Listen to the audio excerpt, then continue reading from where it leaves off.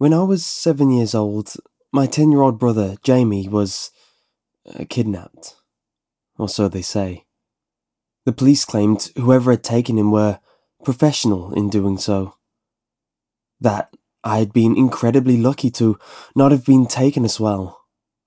They described the kidnapper in this way because no fingerprints were ever found on any of the furniture.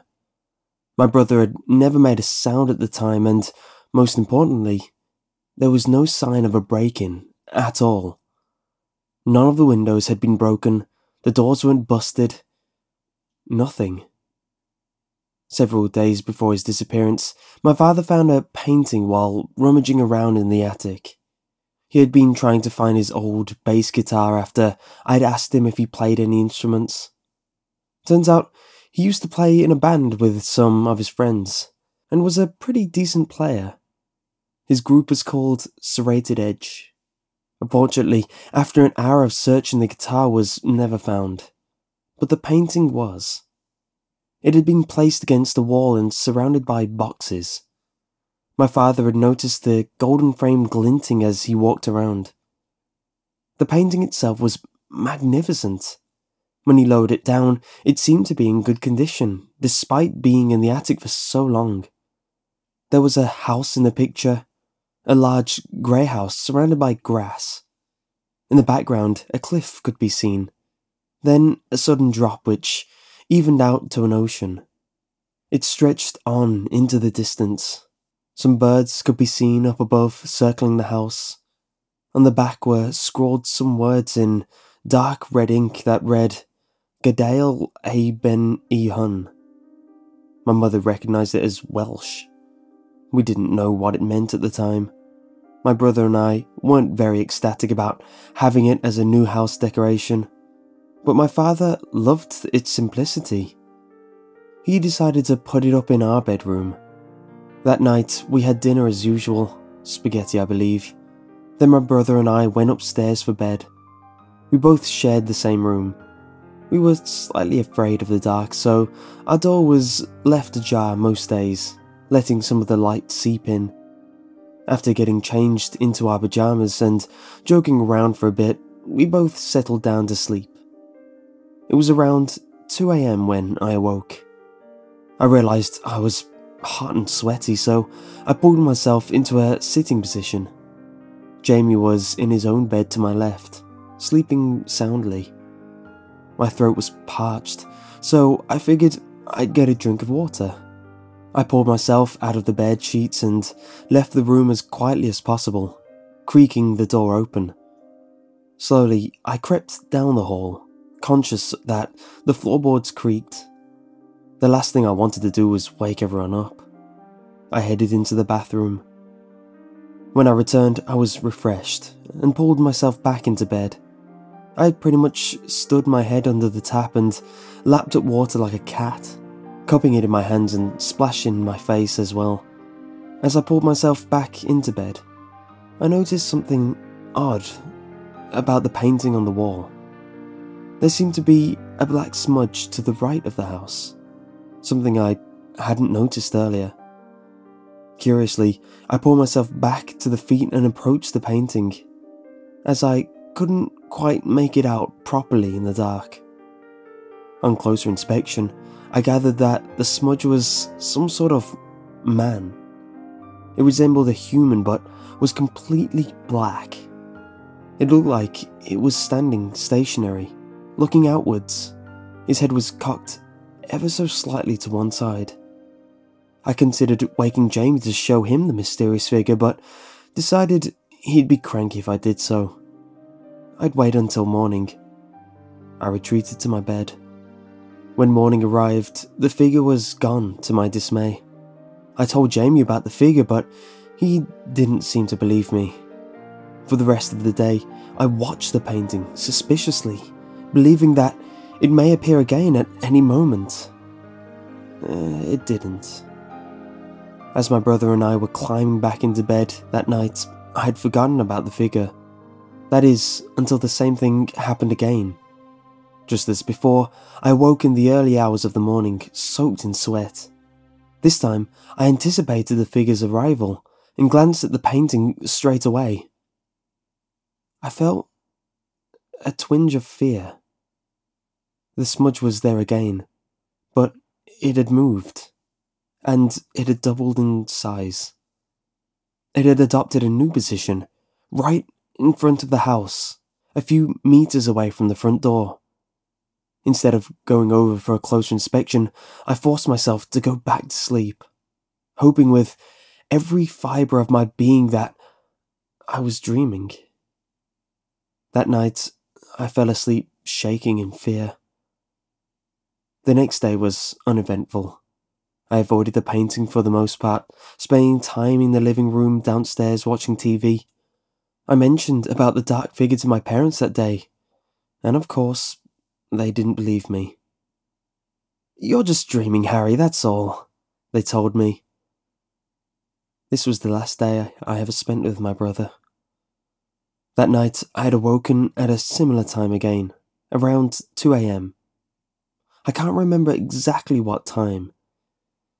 With dread and fear churning in my stomach, I reluctantly glanced at the painting. It was completely black. I remember physically shaking in terror, believing that if I made the slightest noise, I would trigger something. Slowly, I pulled myself out from under the bedsheets. I crept over to the bedroom door and then ran over to the bathroom. The floorboards creaked as I went. I locked myself inside. I figured I'd stay here until morning, then asked my father to put the painting back in the attic the next day. There was obviously something wrong with it. I just didn't know what. What happened next will stay with me for as long as I live. After several minutes of waiting in the bathroom, I heard the floorboards creak in the hall outside. At first I thought my brother had woken up, disturbed by my footsteps running down the hall. The creaking was approaching the bathroom and stopped just outside the door. "Jamie?" I whispered. No response. I knew someone was standing right on the other side of the door. I just couldn't figure out what they were trying to do. Did they need to use the bathroom?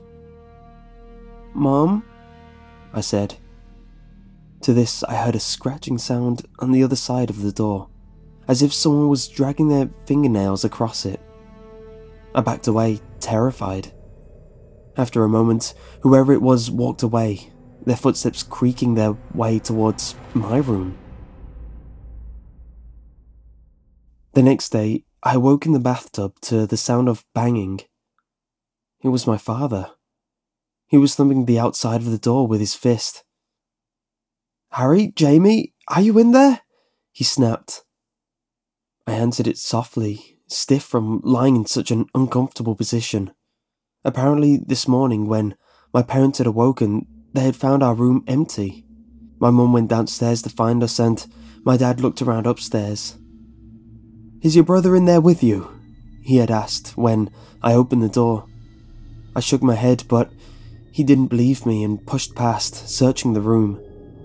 It was only after another half hour of searching that my parents began to panic. The police were called around. Everyone was convinced someone had broken into the house and taken him in the night. The police believed I had locked myself in the bathroom to hide from the kidnapper out of fear. They questioned me relentlessly about whether I had seen his face. I couldn't answer. There was something else. On the outside of the bathroom door, there were 3 deep gouges, diagonal from top left to bottom right. The police believe they were caused by a knife, repeatedly dragging across the surface. They claim that the kidnapper had been trying to get me as well, but had thankfully given in. Our house was closed off for several days and we were provided with a hotel, while the police searched for fingerprints or any signs of breaking and entering. As I said at the start, they found nothing. When we finally returned to our home, my parents were a teary mess. They moped around slowly, answering my questions with one-word answers. I knew anything I said about the painting at this point was useless. No one ever seemed to listen to children in times of need. They continued to act like this for half a year. It was a horrible time. Returning to my bedroom after everything that had happened was horrible. I remember crying when I saw my brother's empty bed, his toys that were still scattered across the floor, toys he may never be able to play with again. Before I turned to leave the room, I glanced at the painting one final time and noticed something peculiar. There was no dark figure, but there was something strange in one of the house windows. Curiously, I approached and looked closer. It was a face. A little boy. And from what I could tell, he looked like the spitting image of my brother. His face was contorted into one of terror, and he had tears streaming down his face. His hands were both pressed up against the glass. Several months later, the police gave up on the search. His funeral was held on April the 12th, to this date, the saddest day of my life. After that, all we could do was get on with our lives. I showed my parents the painting, but they shouted at me and stashed it back in the attic. They thought the boy had been in the painting all along, that I was simply imagining the resemblance. I'm 38 years old now, and have a place of my own. When I eventually left my old home, I made sure to take the painting with me, for I am the only one who truly knows what happened to my brother. The dark shape I saw all those years ago was some kind of entity, something evil that intended to trap us both in the painting for an eternity. It succeeded with my brother, but I had locked myself in the bathroom, so had been saved. I keep the painting in the attic now, in case one day I might be able to free him.